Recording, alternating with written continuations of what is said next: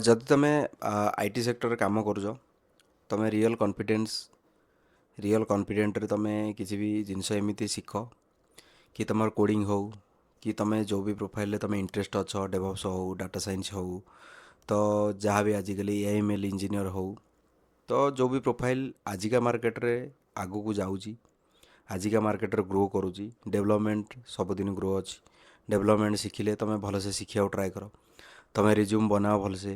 ତୁମେ ଆଜିକାଲି AI tool ଆସିଗଲାଣି ଯେ ତୁମେ ସବୁକିଛି ତୁମେ କରିପାରିବ। ତୁମେ ଫ୍ରିଲାନ୍ସିଂ କରିପାରିବ, ତୁମେ କୋଡ଼ିଂ ବି ତୁମର ଏଆଇ ଟୁଲ୍ ୟୁଜ୍ କରିକି ତୁମେ କୋଡ଼ିଂ ବି ଲେଖିପାରିବ, ଅଫିସ୍ କାମ ବି ତୁମେ କରିପାରିବ। ଯେଉଁ କାମ ତୁମେ ଗୋଟାଏ ଦିନରେ 2 ଦିନରେ କାମ କରୁଥିଲ, ତାକୁ ସେ କାମ ଗୋଟାଏ ଘଣ୍ଟା 2 ଘଣ୍ଟାରେ ବି ହେଇଯିବ। ଆହୁରି ବହୁତ ଟାଇମ୍ କମ୍ ଲାଗିବ। ତୁମେ ଯେତେବେଳେ ଧୀରେ ଧୀରେ କରିବ, ଜାଣିପାରିବ, ତୁମ ନିଜର ବି କନଫିଡେନ୍ସ ବୁମ୍ ହେଇଯିବ। ତ ଆଜିକାଲି ଏମିତିଆ ଜିନିଷ ଚୁଜ୍ କର, ସେମିତି ନାହିଁ ଯେ ଆଗରୁ ଥିଲା ଯାହା ନାହିଁ ତାହା କରିଦେଉଥିଲେ ପିଲା। କିନ୍ତୁ ଆଜିକା ଡେଟ୍ରେ ତୁମେ ଏମିତି ଜିନିଷ ଚୁଜ୍ କର ଯେଉଁଟାରେ ମାର୍କେଟରେ ଗ୍ରୋ ଅଛି, ଯେଉଁଟାରେ ତୁମେ ମାର୍କେଟରେ କିଛି କରିପାରିବ, ଯେଉଁଟାରେ ପଇସା ମିଳିବ। ତୁମେ ଯଦି ବି ଫ୍ରିଲାନ୍ସିଂ ତୁମେ ବିକିପାରିବ ସେ ଜିନିଷକୁ, ତୁମେ ଆହୁରି ତୁମର ଇଜି କି ତୁମେ ସେ ଜିନିଷ କରିକିରି ତୁମେ ମାର୍କେଟରେ ବିକିକିରି ତୁମେ ପଇସା ଇନକମ୍ କରିପାରିବ। ନିଜେ କିଛି ଟୁଲ୍ ବନାଅ, ନିଜେ କିଛି ପ୍ରୋଜେକ୍ଟ ତିଆରି କର, ଯେଉଁଟା ତୁମେ ବାହାରେ ବିକିକିରି ଫ୍ରିଲାନ୍ସିଂ କରିକି ତୁମେ ଚଳିପାରିବ। ସାଲାରୀ ବି ତୁମେ ସାଲାରିଡ଼ ପର୍ସନ୍ ହେଲେ ବି ତୁମେ ଜବ୍ ଯେଉଁଠି କରୁଛ ବି ସେଠି କରିକି ତୁମେ ବାହାରେ ବି ଜବ୍ କରିପାରିବ।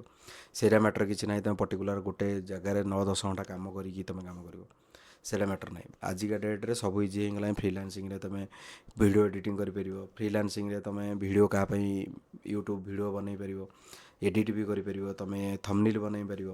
ଆଜିକାଲି ତୁମେ ଯାହା ବି ତୁମେ କୋଡ଼୍ ଲେଖୁଛ କି ଟେଷ୍ଟିଂ କରୁଛ କି ଡେଭଲପ୍ କରୁଛ, ତା'ର ବି ତୁମେ ଫ୍ରିଲାନ୍ସିଂ ପ୍ରୋଜେକ୍ଟ ବି ଉଠାଇ ପାରିବ। ତ ବହୁତ ପ୍ରକାର ଜିନିଷ ଅଛି ଆଜିକା ଡେଟ୍ରେ ତୁମେ କରିପାରିବ। ଯେମିତି ତୁମର ମାଇଣ୍ଡ, ଯେମିତି ତୁମେ ଗ୍ରୋ କରିବାକୁ ଚାହୁଁଛ, ତୁମେ ଗ୍ରୋ କରିପାରିବ।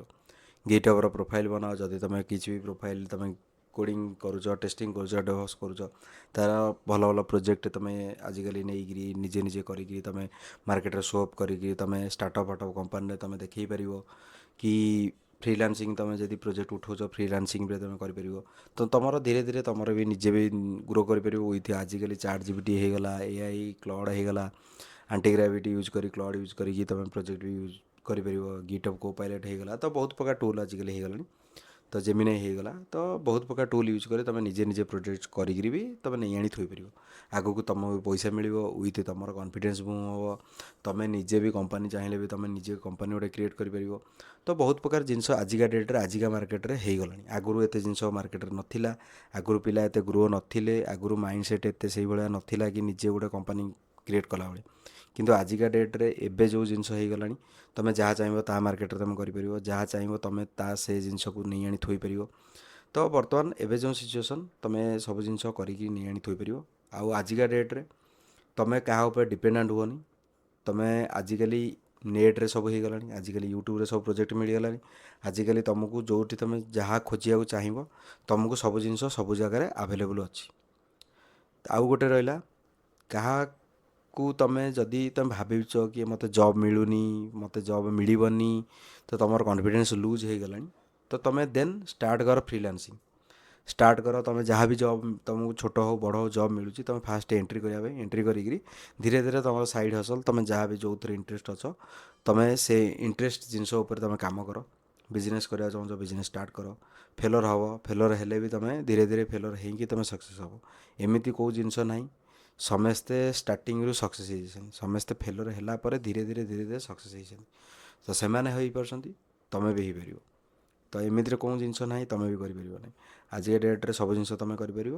ସବୁ ଜିନିଷ ସମସ୍ତେ କରୁଛନ୍ତି, ସମସ୍ତେ ସକ୍ସେସ୍ ବି ହେଉଛନ୍ତି। ଟାଇମ୍ ଟିକେ ଲାଗିବ, ଟାଇମ୍ ଟେକେନ୍ ସବୁ ଜିନିଷର ଅଛି। ସକ୍ସେସ୍ର ରେଟ୍ 100% ନହେଲେ ବି 70-80% ପିଲା ସକ୍ସେସ୍ ହେଉଛନ୍ତି।